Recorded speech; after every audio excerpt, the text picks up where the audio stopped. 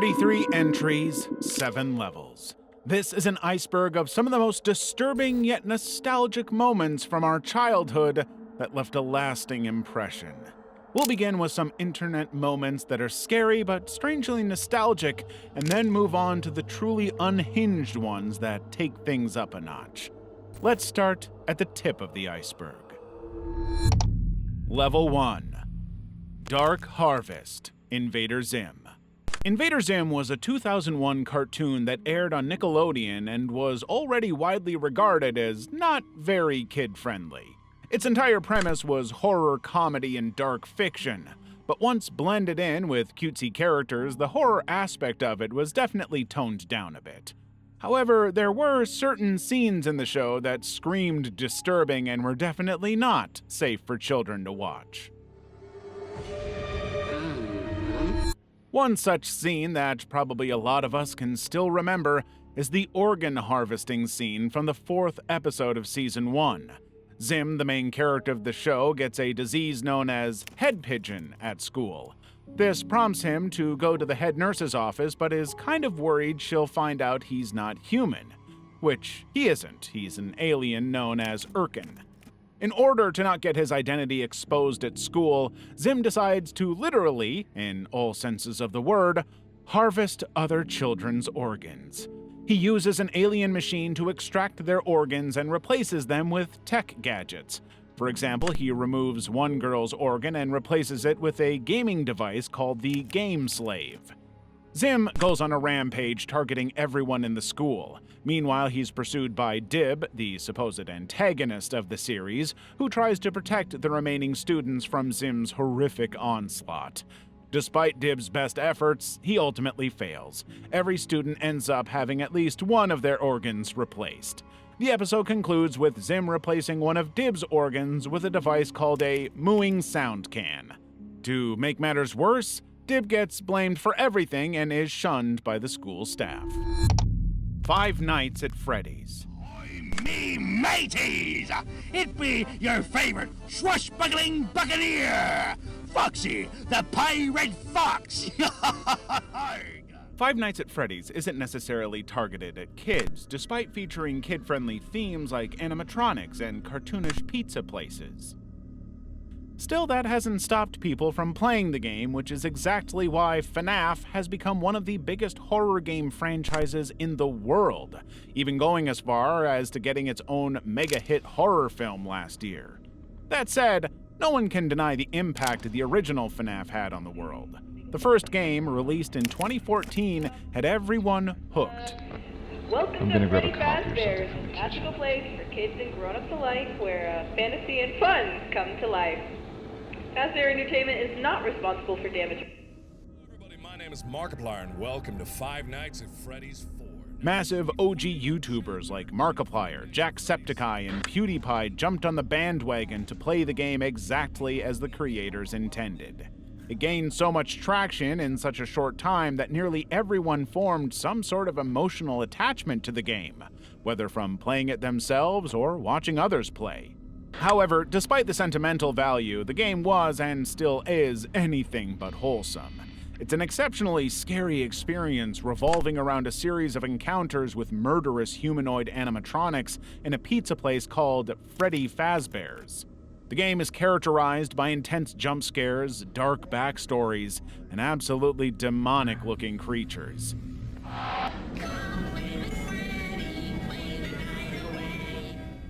Add in the unnerving soundtrack and the high stakes tied to each objective, and it's a whole new level of unhinged that just doesn't compare to anything else. Herobrine. For anyone who's ever been a fan of Minecraft, the most iconic game to ever grace the internet, the legend of Herobrine is practically unavoidable.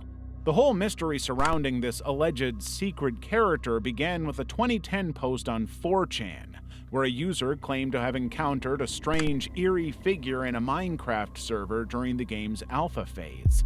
They added screenshots of a very desolate Minecraft-style area with the character standing menacingly on the left. The character, which later came to be known widely as Herobrine, was characterized as being exactly like the default Minecraft skin Steve, but with eyes that lacked pupils, essentially making it a textbook horror entity. The post was so compelling that for a long time fans believed Herobrine was real. They fully believed that Mojang, the game's developers, had quietly slipped him into the game without anyone noticing. Some even speculated that it was the ghost of Minecraft creator Notch's deceased brother haunting the game. Streamers like Copeland and Patamus took the legend even further and spun their own theories. They staged live-streamed encounters with the character and basically made Herobrine an actual thing. Eventually, the whole thing snowballed to the point where Minecraft developers themselves leaned into the myth. They began to subtly hint at Herobrine's existence with creepy, tongue-in-cheek patch notes and certain updates. While, in the end, Herobrine might just be a creepypasta, he's still one of the most legendary figures to ever emerge from the Minecraft universe, and arguably one of the most famous non-character characters in the entire gaming world. Charlie Charlie Challenge.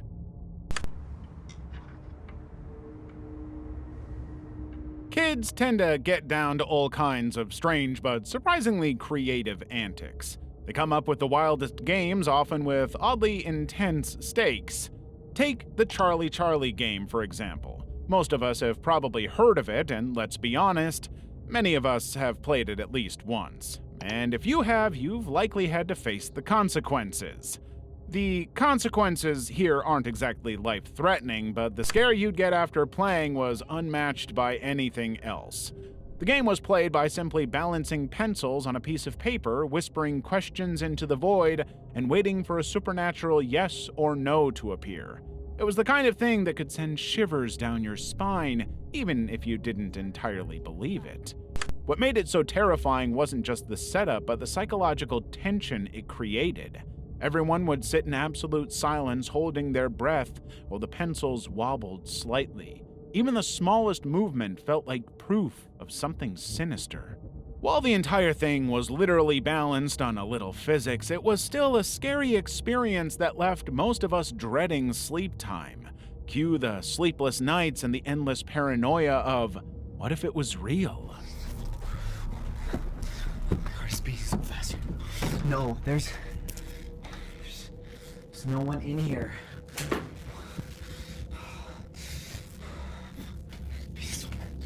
Okay.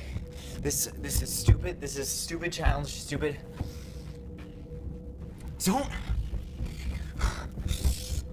What the? Looking back, the Charlie Charlie game was a masterclass in how simple ideas can create huge scares. It's a perfect example of how kids, in their strange but brilliant way, can turn even the most basic objects into tools of terror. There were times when these so-called harmless games escalated to the point where certain religious groups officially labeled them as demonic. They accused the games of inviting spirit possessions or corrupting the soul. In some cases, things got so out of hand that they even triggered mass hysteria. For instance, in Libya, there were reports of 5 deaths allegedly linked to the Charlie Charlie game, which led to the government banning it outright. The panic and notoriety surrounding the game weren't just limited to one place. Similar stories popped up worldwide and made it a much bigger thing than it actually was, essentially sensationalizing it. Level 2. Scary Maze.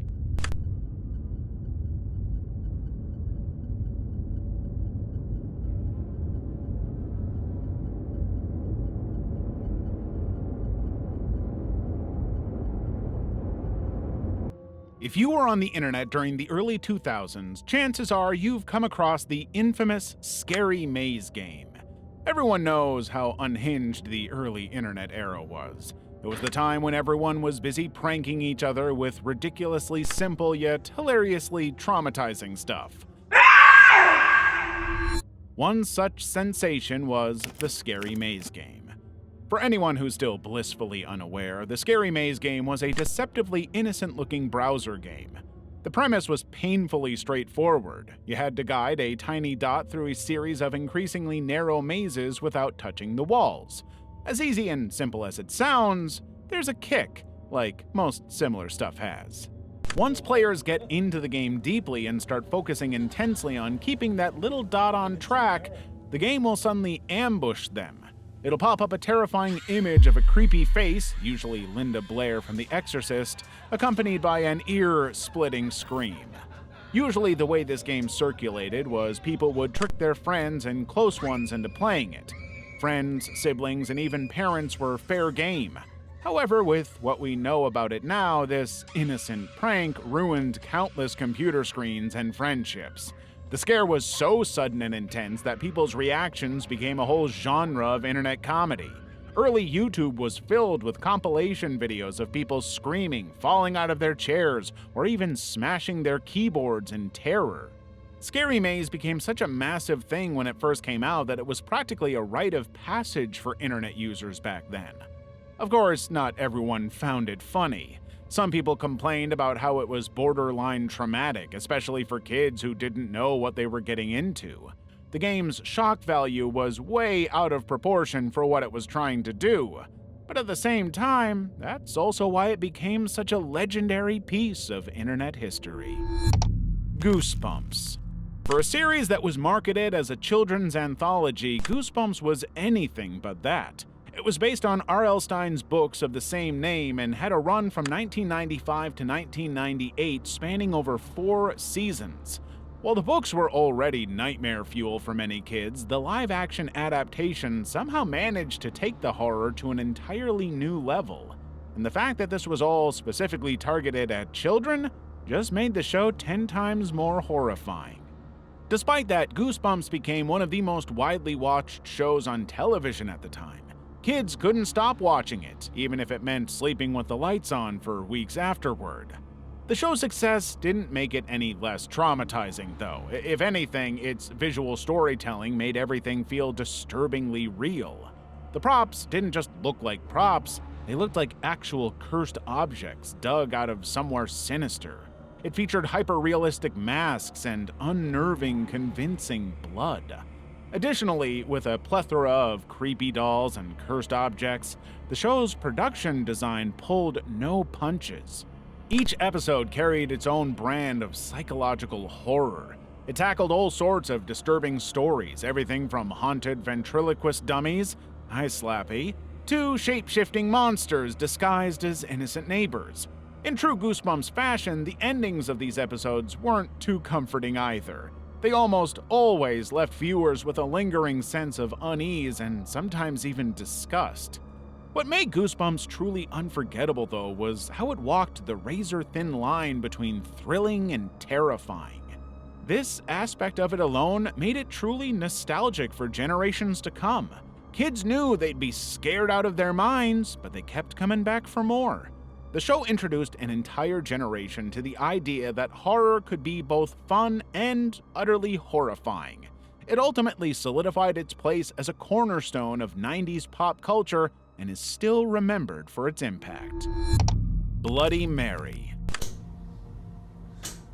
Bloody Mary. Bloody Mary. Bloody Mary. Alright, well I guess nothing happened. That proves that it's fake. Alright, I want you guys to comment, like, and subscribe. Let me know what you think and if you want more videos.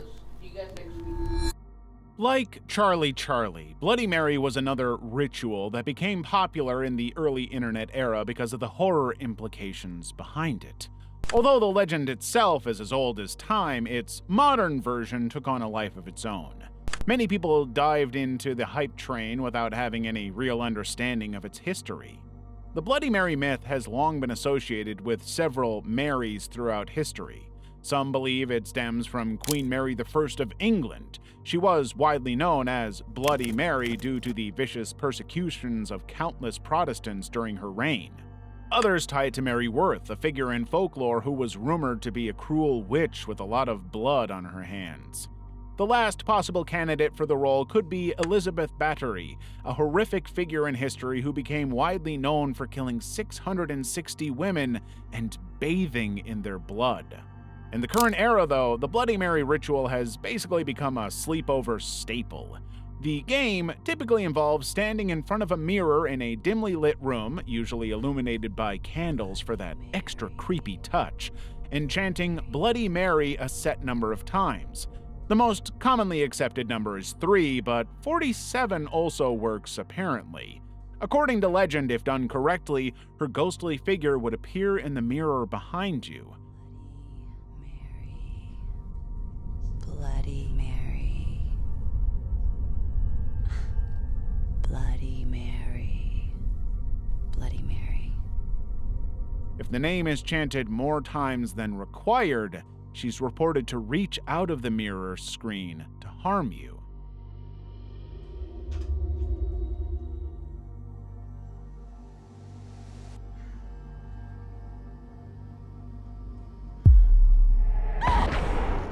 It doesn't require any special setup or props, just a mirror and some courage, or peer pressure.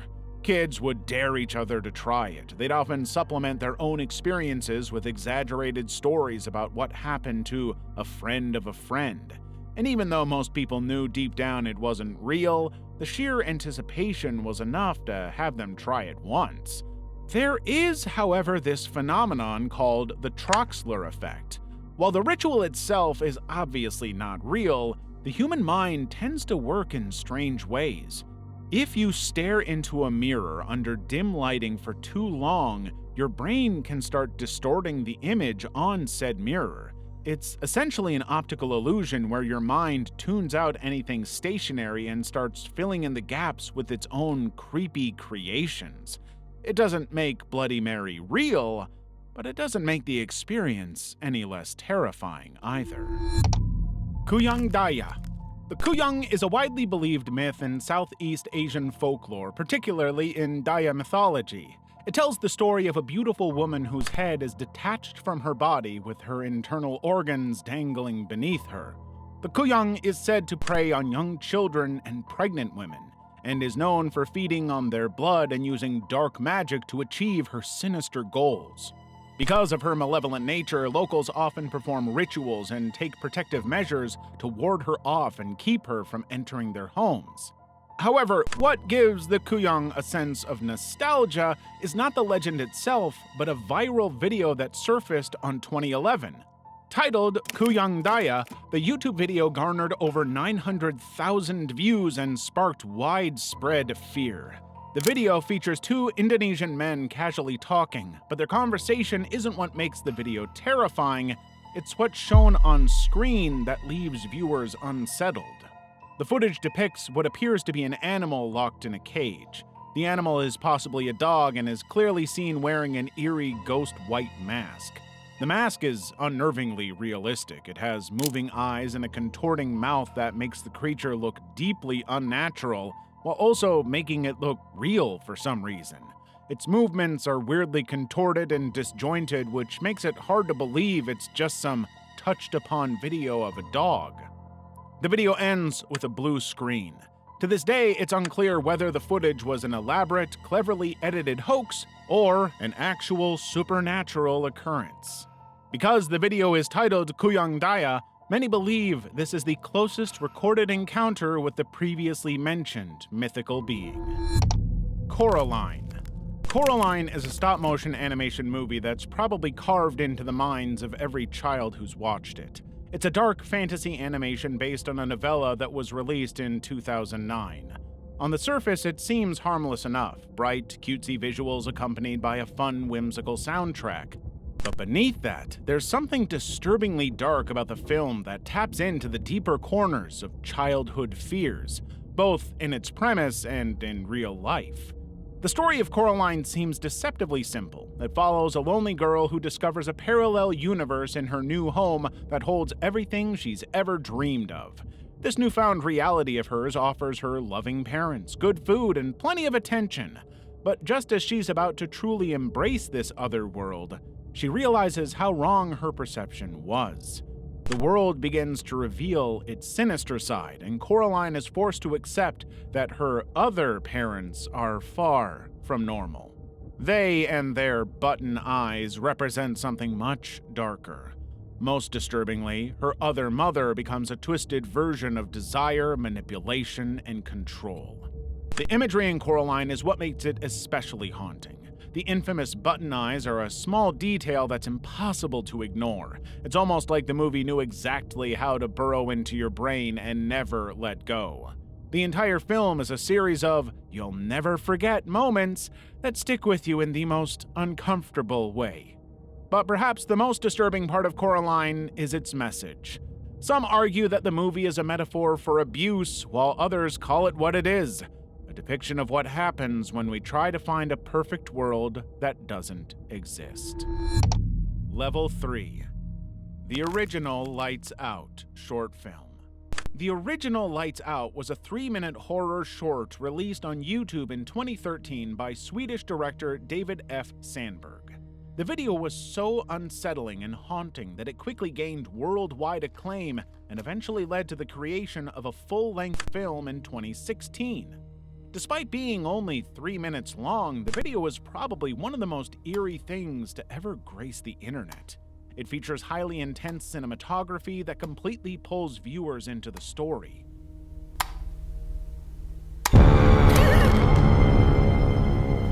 Almost as if they're stepping into the main character's shoes themselves. The premise of the short is extremely simple, but as effective as it could get. It begins with a woman turning off the light in her hallway. However, she realizes that the instant she does, a strange, grotesque humanoid creature begins to creep toward her. As soon as she senses its presence, she turns the light back on and decides to leave it on for the rest of the night. She then goes back into her room and turns on her bedside lamp, but once she settles down on the bed, she begins to realize that something is horribly wrong and she's not safe. The tension builds slowly as the creature inches closer to her.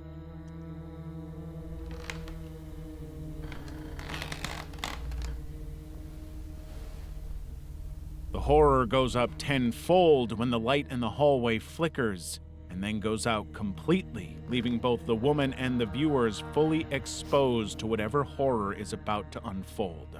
When the light comes back on, it offers a brief moment of false security which is taken away as quickly as it's given.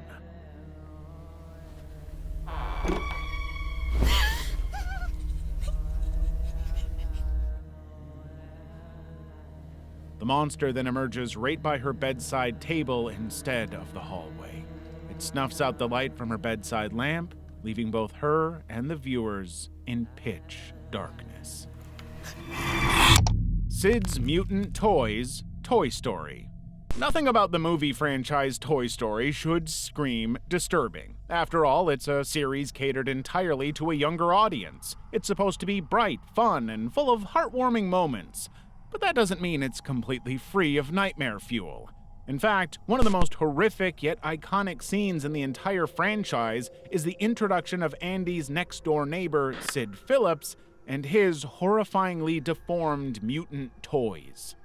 When Buzz and Woody find themselves trapped in Sid's room, they stumble upon a collection of toys that are, well, different. All of these toys are disfigured beyond recognition and look like something straight out of an indie horror movie. Some of the most iconic toys in the scene include Babyface, a toy that has the body of a mechanical spider and the face of a one-eyed baby doll. It's just as creepy as it sounds. There's this one called Ducky, which is basically a weird contraption where a duck attached to the baby doll's body from Babyface. And of course, legs. Barbie legs awkwardly fused to a small fishing rod. These are just a few examples of the several featured in the film. Naturally, Buzz and Woody are terrified when they first encounter them. They even jump to the conclusion that the mutant toys are cannibals and try to escape them before they meet the same fate. However, it turns out these toys are actually kind and helpful. They've just been victims of Sid's cruelty, and they end up helping Buzz and Woody escape from the psychotic kid. Additionally, as scary as these marred toys are, it's their maker that comes across as the scariest. Sid is an absolutely unhinged kid with tendencies that are not normal for a child. He's cruel, violent, vicious, and doesn't leave anything unharmed. Some would call it creativity, but but the way he mutilates his toys speaks another story entirely. Game Boy Camera. The Game Boy was Nintendo's handheld gaming console that hit the market in 1989. It became an instant hit and went on to become one of the most iconic handheld consoles of all time. For the most part, the Game Boy was as harmless as they come. After all, it was just a monochromatic gadget where kids played vintage games like Super Mario Land and The Legend of Zelda. It's safe to say that most of us had a nostalgic connection to it growing up. Unfortunately, the makers of the console had a different idea than to make the gadget a completely harmless little device for people to play games on. On the surface, there was nothing creepy or unnerving about the gadget, apart from this Easter egg one of its accessory gadgets contained. In 1998, Nintendo released the Game Boy Camera to go with the Game Boy. It was just a quirky little camera that could take black and white photos, let users edit them, and even work with a few games. But there was something far more unsettling buried within its interface. The camera's main menu looked pretty basic, kind of like the menu from a Pokemon game of that era. But one option stood out. It was labeled Run. At first, it seemed like every other generic camera option. Clicking on it usually did absolutely nothing. But every now and then, users were greeted with a strange animation of a map of Africa, along with the caption, "You are now crossing the equator." That wasn't the weirdest part, though. Occasionally, instead of the usual animation or nothing at all, Run would throw up creepy pixelated black and white pictures of distorted faces. These were images of random men and women, but they would have bizarre caricatures drawn on them. These faces were already pretty disturbing, but the drawing would make the faces look downright nightmarish. In text, it doesn't sound that bad, but seeing those warped faces pop up on the tiny monochrome screen was downright unsettling, especially when it happened out of nowhere. So, while the Game Boy itself was a piece of childhood nostalgia, the Game Boy Camera had this hidden, eerie element that definitely caught some users off guard. Clayton's death, Tarzan. For a movie officially characterized as a comedy, there were certain scenes in the 1999 Tarzan that were anything but. For most of us, Disney's Tarzan had been a childhood staple. Watching Tarzan swing from tree to tree with the love of his life without giving in to normalcy. Essentially, the theme of the story hit hard. But despite how wholesome it was and how morally strong Tarzan's lessons were, it had some very dark elements in it that basically stayed with most of us into adulthood. Clayton, the movie's main antagonist, could be identified as one of the worst antagonists Disney has ever come up with. He was the polar opposite of what Tarzan embodied, and that basically became his downfall. On the surface, Clayton was presented as a civilized gentleman with societal values, but deep down he was far more beastly and savage than the animals he hunted. While his contrast to Tarzan is definitely worth diving into, that's not what makes him so disturbing. It's his death that truly cemented him as one of Disney's darkest characters. Clayton's death was hands down one of the most graphic and unsettling moments in any Disney movie. In the climax of the film, he and Tarzan have their final showdown. Things escalate quickly, and at the peak of their fight, Clayton accidentally falls from a massive tree and, well, dies. One would think he fell to his death, which in itself is disturbing as it is, but no. As Clayton falls from the trees, he gets stuck on a vine and inadvertently hangs himself to his death. The little glimpse of his machete falling to the ground while the camera pans to Tarzan's horrified face elevates the creepy factor to a max. What makes it even darker is that after everything Clayton did to Tarzan, destroying his home, killing his father figure, and hunting his friends, Tarzan still tries to warn and save him. That moment adds such a haunting layer to the scene and basically doubles down on the stark differences between the two characters. Valve intro. Since its founding in 1996, Valve has been the butt of countless jokes, and honestly, it makes sense. The gaming company has been such a massive part of so many childhoods, and still somehow manages to have a firm grip on the mainstream internet. With iconic games that are well over a decade old but still pulling in more players every day, Valve isn't going anywhere anytime soon. But let's be real, while some of their content is a bit creepy, Half-Life is the perfect example of nightmare fuel, Valve's real claim to unsettling fame is their iconic intro. The music alone is enough to give you chills. That ominous tune hasn't changed much in over 20 years. Even to this day, it has this way of making players feel uneasy. But honestly, it's not just the music that makes Valve intros so creepy, it's certain visuals that come with it. Take the first Valve logo from 1998, for instance. It's downright insane. In this intro, a man walks up to this weird-looking machine with a lever sticking out of it. He pulls the lever, puts his head under the machine, and gets a valve stuck on his head. Sure, it's creative, but it's also absolutely terrifying. Later intros tone things down a little. Instead of watching someone slap a valve onto their own skull, we got the Valve Guy. He's just a bald man with a red valve stuck on different parts of his face. Sometimes it's on his eye, other times it's on the back of his head. Still weird, but way less traumatizing. The unreleased Team Fortress 2 intro made the Valve logo even more unsettling. It starts like the usual one, showing the man with the valve on the back of his head, but after a few seconds, he slowly starts turning his head as if he's about to look directly at the viewer. The deliberate pace of the eerie silence is the kind of thing that makes your skin crawl. The Marvelous Misadventures of Flapjack. The Marvelous Misadventures of Flapjack is one of those shows that looks like a fun adventure story on the surface, but quickly dives into surreal, unsettling territory. The series aired from 2008 to 2010 and follows the story of Flapjack and Captain Knuckles. The show's titular character, Flapjack, is a wide-eyed and overly optimistic boy, and Captain Knuckles is his questionable mentor. It follows their adventures as they search for the mythical Candy Island. While this sounds like any standard cartoon series, don't let this particular one fool you. It's anything but cute and whimsical. What truly gives Flapjack its notoriety is not the premise, but its bizarre and often grotesque visuals. The show frequently shifted from its charming, hand-drawn style to hyper-detailed, unsettling close-ups that felt like something straight out of a nightmare. Whether it was Knuckles' decaying wooden teeth or the overly animated expressions of the townsfolk in Stormalong Harbor, the imagery could go from quirky to downright creepy in seconds. The story often had odd humor and eerie undertones. A lot of the times, the story had Flapjack and Knuckles stumble into situations that felt more like fever dreams than lighthearted adventures. They would come across so many unsettling characters and would get strange moral lessons.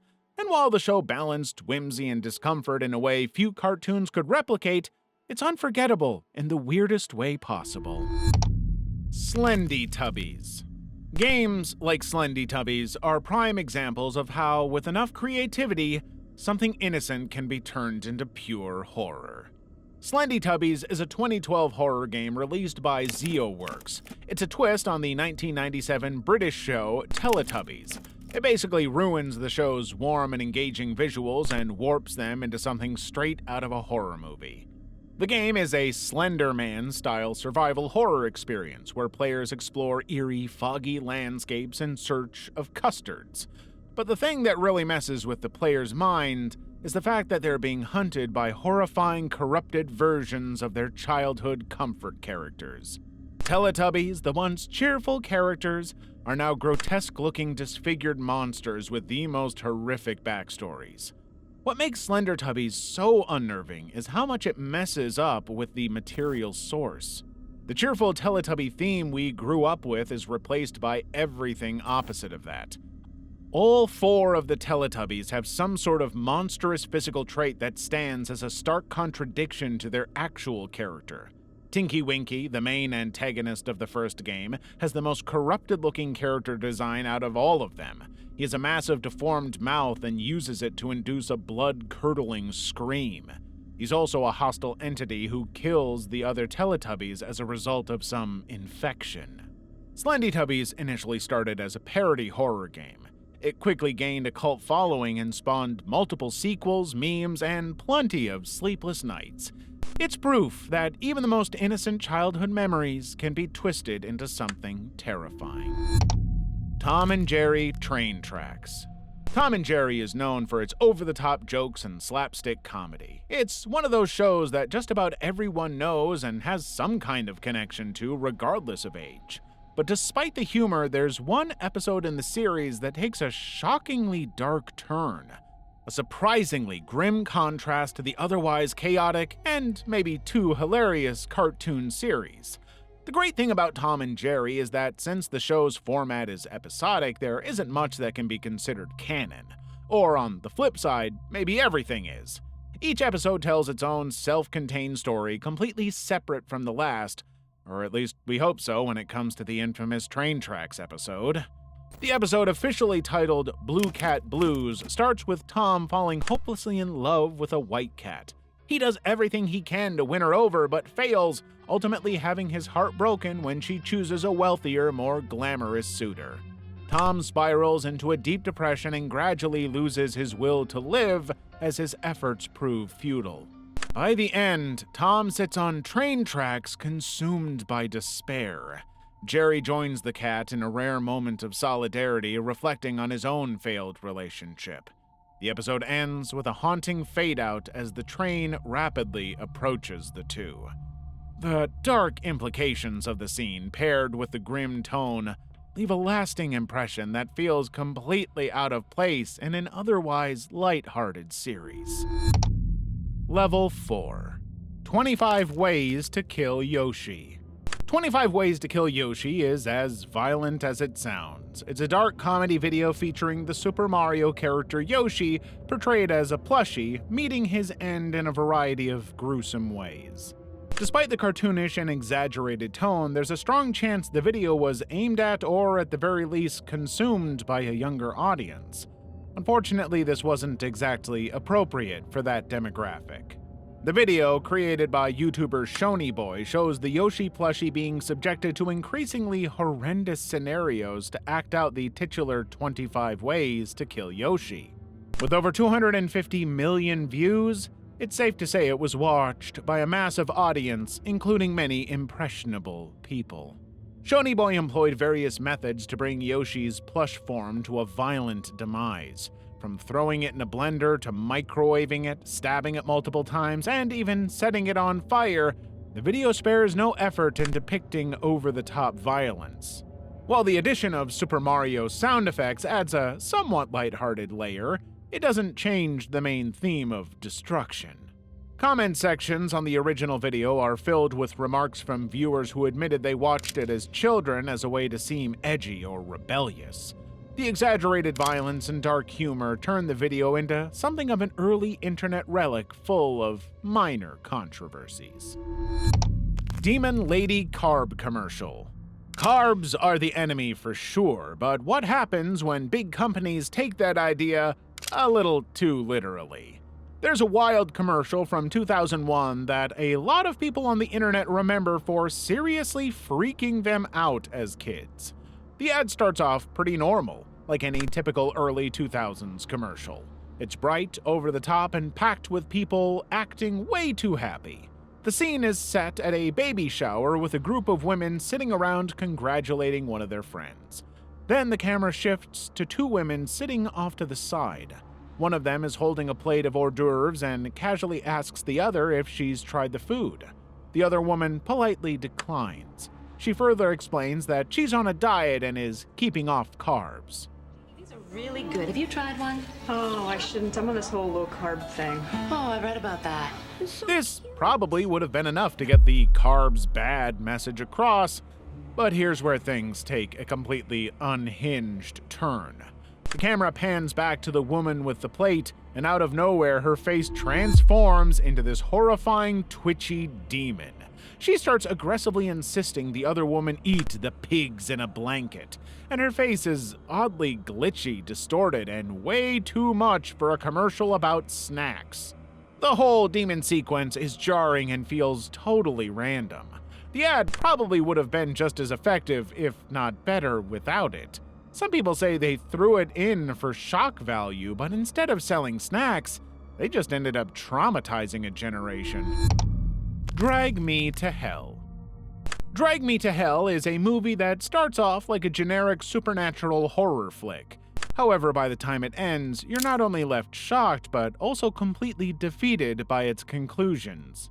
The film follows a loan officer who denies an old woman an extension on her mortgage simply to show her colleagues she's not a pushover.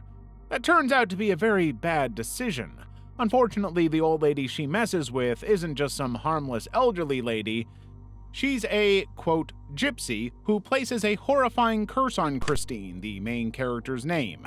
This ends up setting off a terrifying chain of events where Christine has 3 days before being dragged to hell by a demon. Christine does everything she can to fight the curse. She tries animal sacrifices, seances, and even digs up the old lady's grave to return the cursed button she was given. And by the end of the movie, we see that she has likely managed to succeed. Everything seems to get back to normal for her. She's reunited with her boyfriend and is ready to move on. But just as things start to settle down, she realizes that she never actually got rid of the cursed button. And then, in one of the most downright brutal horror movie endings ever, Christine is literally dragged to hell. She is pulled into the depths most atrociously right in front of her boyfriend, who stands there frozen in fear. It's a gut-wrenching ending that completely shatters any sense of hope the movie builds.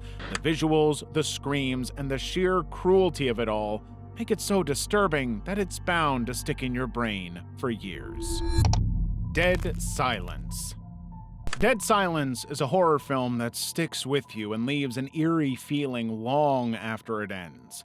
The movie was released in 2007 and follows a guy who goes back to his unsettling hometown to maybe try to figure out the reason behind his wife's brutal death. What he ends up discovering instead is the story of a ventriloquist accused of murder. Her name was Mary Shaw, and she was silenced by the townsfolk before she could defend herself. And now, in order to carry out her revenge on the townspeople, she's back as a vengeful spirit. Mary Shaw's revenge is terrifying in all the worst ways. She turns her victims into dolls and only kills those who scream when she reveals herself.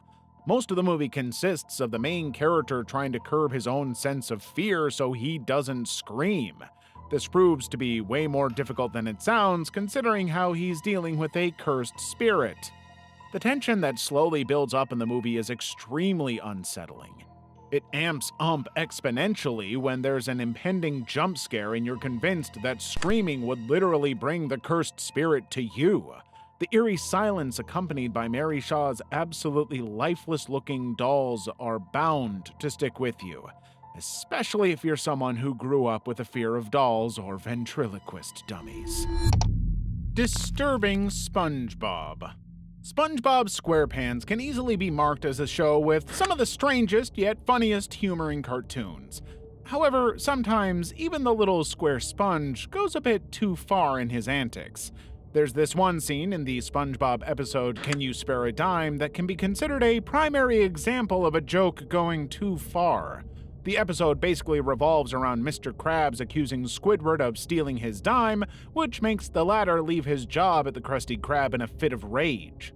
SpongeBob runs after him to convince him not to do that. He tries to reason with him, saying his job at the Krusty Krab is supposed to make people happy. Of course, that doesn't faze Squidward, and he refuses to relent. Sensing Squidward's crankiness, SpongeBob tells him to come find him whenever he needs any help. That's when the off-putting scene happens where SpongeBob hugs Squidward and assures him that the two of them are like brothers, only closer. The way he puts that in its own right is extensively creepy, but what he does next simply makes it too disagreeable to watch. He bunches Squidward's shirt up and gestures at both their hearts physically connected, seemingly hinting at the only closer aspect of his previous dialogue. It could be considered funny in certain contexts, but the entire scene just screams unwanted affection and awkward interaction. It's not only painful to watch, but also makes viewers highly uncomfortable. What's even more unsettling than the cartoon itself are the fan-made parodies that often go way too far. A prime example of this is the SpongeBob Sick Pants video. SpongeBob Sick Pants is a crude and unsettling 18-plus parody of the otherwise family-friendly cartoon. Despite its brief runtime of only a few minutes, the video features a sequence of some of the most bizarre events ever, and that's saying something considering how everything happens in such a short interval of time. The video is definitely not for younger audiences. It's filled with dark, disturbing visuals, adult humor, and extreme violence, including and cannibalism.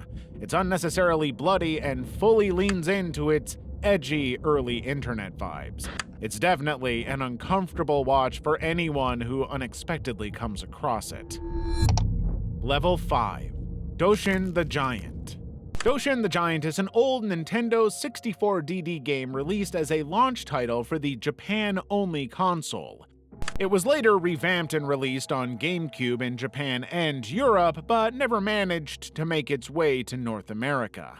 But for those who've actually gone through the trouble of acquiring the game and playing it, they'll know it's not as happy-go-lucky as it appears. In fact, Doshin the Giant is a strange and unnerving game that leaves players with an odd sense of emptiness. That's not to say it's a bad game. On the contrary, it's actually a pretty soothing sandbox, perfect for a casually long game session. The kind where you just want to play something without thinking too much. Regardless, the game has certain aesthetics that make it feel very odd and uncanny. The titular character Doshin is a sun incarnate who takes the form of a massive giant. Every morning when the sun rises, Doshin is summoned to an island called Barudo. At said island, Doshin has to move around, look for inhabitants, and help them with their menial tasks. As a giant, these tasks can be anything ranging from planting massive trees and terraforming the area to simply stomping volcanoes shut to prevent eruptions. As a result of his good deeds, Doshin receives the island's love in the form of hearts. The more hearts he gets, the bigger he grows in size. However, there's a surprisingly dark flip side to this seemingly peaceful game. There are times when the islanders grow ungrateful or frustrated with Doshin. When they do that, they start bombarding him with hate in the form of skulls. That's when Doshin shifts to his alter ego, Jashin, and does the opposite of spreading love. Jashin is a demon with wings who is able to launch fireballs from his hands. Jashin is basically evil and thrives on hurting the islanders and burning their houses down. He has a creepy face that becomes stamped on one's consciousness the more the game goes on. While Doshin and Jashin are complete opposites, there's something unnervingly odd about Doshin too. He's just too weird and uncanny to fully embrace as a good guy. Jack in the Box Super Bowl commercial. There's a fine line between joking and bad taste. And while the Jack in the Box Super Bowl commercial series titled Hang In There, Jack was pretty funny for the adults watching, it struck a very different chord with some of the younger audience. The Hang In There, Jack ad campaign during the 2009 Super Bowl takes a bold and somewhat traumatizing approach. It features the company's beloved mascot getting hit by a bus in the middle of a busy road and, as it seemed, not being okay. The first episode of the campaign ends there with a prompt on the screen urging viewers to visit hangintherejack.com for updates on Jack's condition. In the next ad, Jack is rushed to the operating room by a group of healthcare officials who don't seem to be taking the situation as seriously as it appears. What follows is a series of funny but bizarre moments during Jack's hospital stay.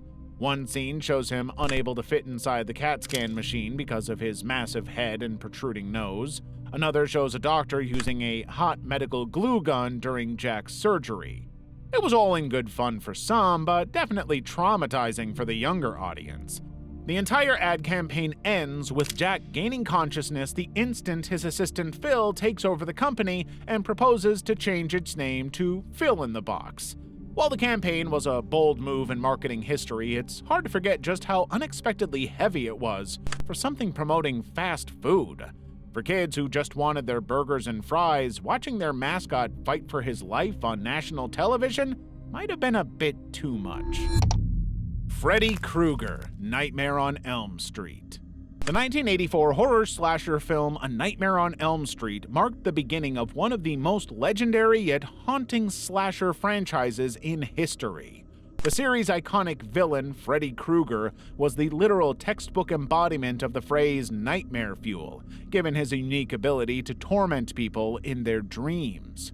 Krueger was known for his disturbing physical traits and equally disturbing backstory. He wasn't your typical demon-like entity who thrived on jump scares and over-the-top screaming matches. He was a true antagonist in every sense of the word. Freddy Krueger was characterized by his signature striped sweater. He also wielded weapons in the form of bladed gloves and had a horrifically burnt face. He would invade the target's dreams at the time they would be the most vulnerable and would attack them relentlessly. The face-off would undoubtedly become very bloody, with the victim obviously losing their lives. Freddy Krueger wasn't a silent killer. That's exactly why he felt so unhinged. He reveled in the psychological torment he inflicted on his targets. He would hunt them in a cat-and-mouse chase, would give them a sense of security before inevitably attacking them viciously. Freddy's backstory was even more disturbing than his present crimes. He was a murderer who was burned alive by multiple victims' parents. But even death couldn't stop his maliciousness, considering how he would later come back as a supernatural entity based on revenge. The idea that someone so evil could transcend death just to torment more people is as sickening as it is scary. For fans of horror, Freddy Krueger is a legend. But for others, he's a lasting reminder of so many sleepless nights that would absolutely end up with a bad dream or two. Level 6. King Ramses' Curse. Courage the Cowardly Dog was perhaps one of the most traumatizing cartoons of our childhoods. Its surreal art, absolutely diabolical storyline, and the increasingly nightmarish characters were simply too much to handle, and yet somehow it was one of the most intriguing shows ever made. So much so that we couldn't stop watching, no matter how unnerving it got. One of the most memorable parts of the series is known as King Ramses' Curse. The plot of the episode isn't just scary, it's downright gruesome, definitely not something meant for younger audiences. The episode begins with two grave robbers hiding a cursed artifact near Courage's home in the middle of nowhere, naturally. The artifact is a slab with different symbols carved on it that screams danger. Courage, being Courage, digs it up and brings it back to the Bag household. When he hands it to Eustace, he realizes that the slab is worth $1 million and needs to be returned to where it came from. The ever-greedy old man realizes the slab could be worth $1 million and immediately refuses to let it go. When night falls, things take a terrifying turn. Eustace refuses to return the slab to authorities, and that's when the ghost of King Ramses shows up. The CGI is so unnervingly realistic that you start questioning if this was ever meant for kids. Ramses sways eerily from side to side and demands in a monotonously chilling voice, "Return the slab or suffer my curse." The line alone is bone-chilling enough to be carved into memory for years to come. Despite the multiple warnings, Eustace refuses to give up the slab without compensation. Ramses unleashes multiple curses on the Bag family, each much worse than the last. Eventually, the slab is returned to its rightful place, but not without Eustace suffering the horrific consequences of his actions. He is violently consumed by a swarm of locusts and reduced to another carving on the very slab he was hoarding. Some might say he was very naughty. Baby Einstein. The Baby Einstein video franchise was one of the most iconic things many of us grew up with. It was marketed as an educational series for babies that claimed to basically make them smarter. They advertised that Baby Einstein videos would boost the intelligence and cognitive development of babies. The videos featured simple home videos with cute visuals, classical music, and a touch of adorable puppets and toys. In fact, these videos gained so much traction among parents that the company was eventually acquired and distributed by Disney itself. On the surface, it seemed like the perfect way to give children a head start. However, the reality was far more complicated. A 2007 study claimed that Baby Einstein videos did the polar opposite of what they promised. According to research from the Journal of Pediatrics, babies who watched videos like Baby Einstein experienced delayed language development compared to those who didn't. Contrary to popular belief, this study argued that giving more screen time to infants actually hindered the natural process of language learning. This revelation was a huge blow to the franchise, which had been marketed as a tool for learning for the longest time now. It was also a disappointment for parents who genuinely believed their children were benefiting from these videos. It wasn't long before class action lawsuits were filed, and the company was forced to offer refunds to customers who felt misled. Fortunately, though, the company didn't disappear entirely. The study was eventually reanalyzed, and new data showed that these videos were neither harmful nor beneficial to infants and toddlers. While the damage had already been done, Baby Einstein still went on to become a major name in the children's toys market. A Bad Case of Stripes. A Bad Case of Stripes is a seemingly innocent children's book that, for the most part, delivers a solid lesson to young readers. It teaches about identity, self-acceptance, and how conforming to society's expectations is a surefire way to lose your uniqueness. However, it's also remembered for its absolutely bizarre and unsettling art, along with the occasional eerie plot points. While the book is marketed as a lighthearted story about a girl named Camilla Cream who transforms into strange patterns, it quickly becomes a surreal nightmare as her body morphs uncontrollably. She doesn't just turn into stripes, her skin changes colors and patterns more frequently than a chameleon's. The designs themselves are absolutely nightmarish. Checkerboards, polka dots, and even floral prints, each one more unsettling than the last. But the horror doesn't stop there. The book's premise revolves around Camilla becoming a literal canvas. At first, her skin is covered in chaotic patterns and colors. Eventually, the transformations escalate to the point where she begins morphing into completely unrecognizable objects. One of the most unsettling moments is when she turns into a tangled mass of roots, looking as uncanny as it sounds. She even becomes her own bedroom, with her eyes eerily transforming into windows. Camilla's constant changes driven by societal pressure are depicted in a way that feels increasingly disturbing rather than whimsical.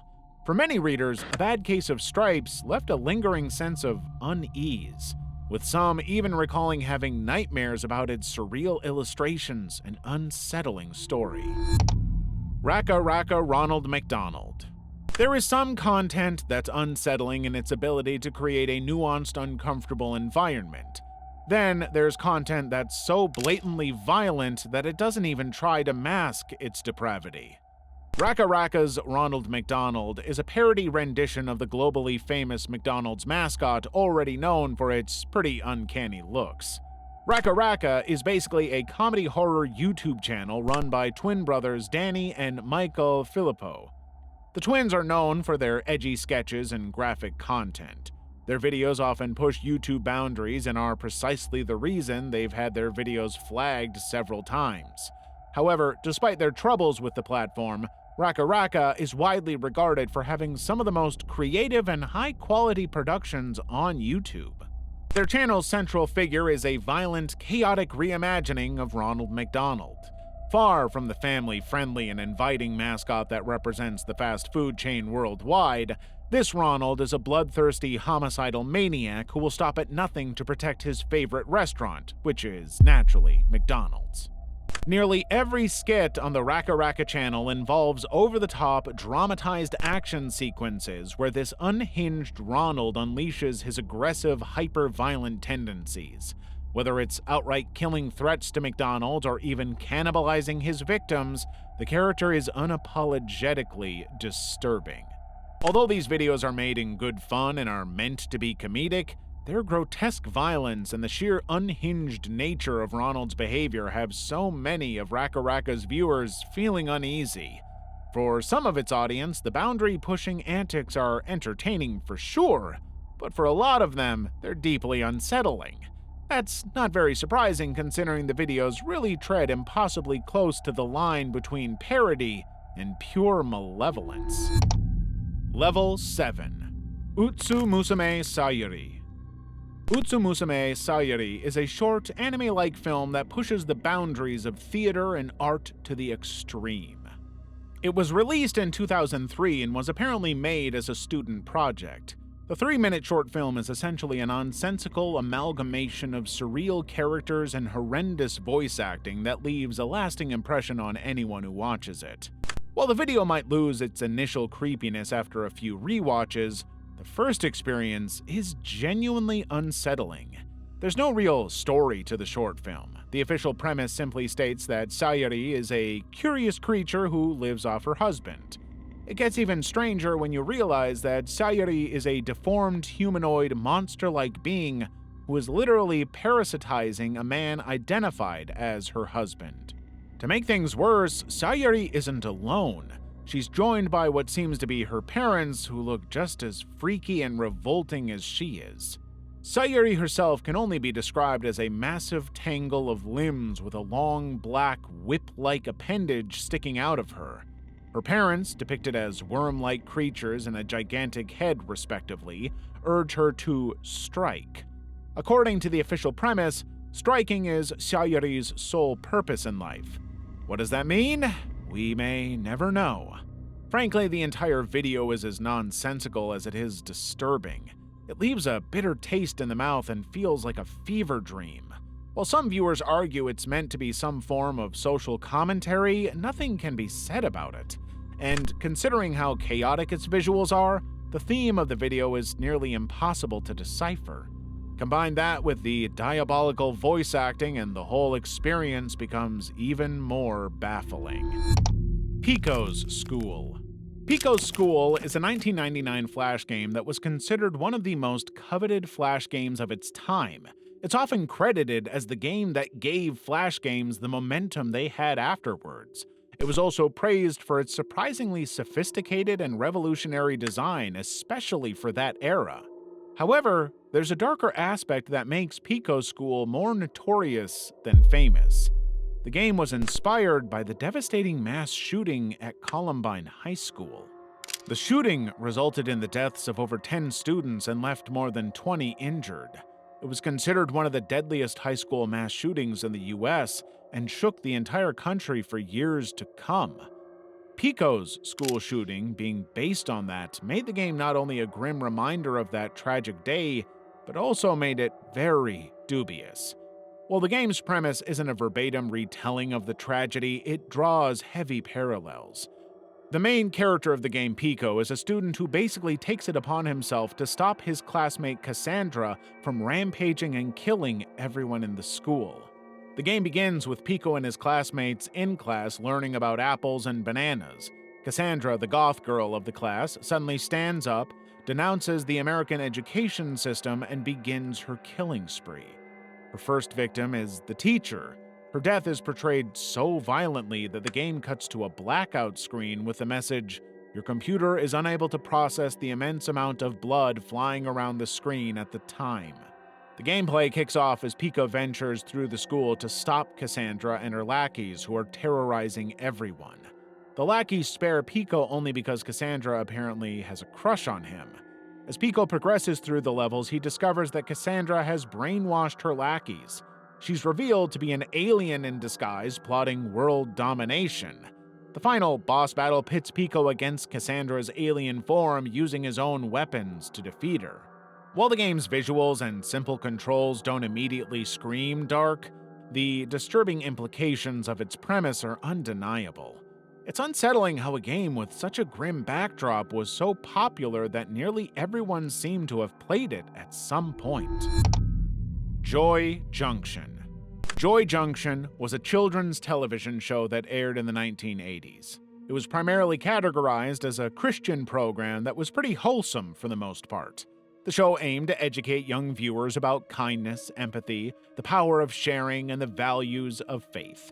In fact, if we overlook what happened later, the show was actually extremely enlightening for many people. The face of the show was a dummy named Marty. Marty was ventriloquized by a preacher named Ronald Brown, who used the puppet as a way to grab children's attention and consequently teach them Christian values.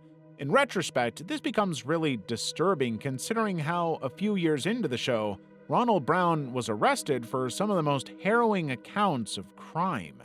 He and his colleague, Michael Arnett, were arrested for their involvement in deeply troubling online activities that completely contradicted everything Joy Junction represented. They were not only in possession of illegal material, but were also actively planning to commit horrendous crimes against unsuspecting people. Some of these crimes, as recorded in Brown's journal, ranged from kidnapping to cannibalism. Thankfully, they never acted upon these disgusting impulses, but the fact that Brown had once been seen as a figure of trust and moral guidance made the entire ordeal even more disturbing. The joyful persona he faked on Joy Junction stood in stark contrast to the absolutely vile allegations against him. It left the world to question how such a duality could even exist in a person. The revelations also forced another realization. Nothing in media is as it seems. Entire personalities can be easily fabricated, making it more important than ever to approach media figures with caution. This disturbing case is a clear reminder that we need to stay sharp and media literate, especially in the current age where appearances can be so easily misleading.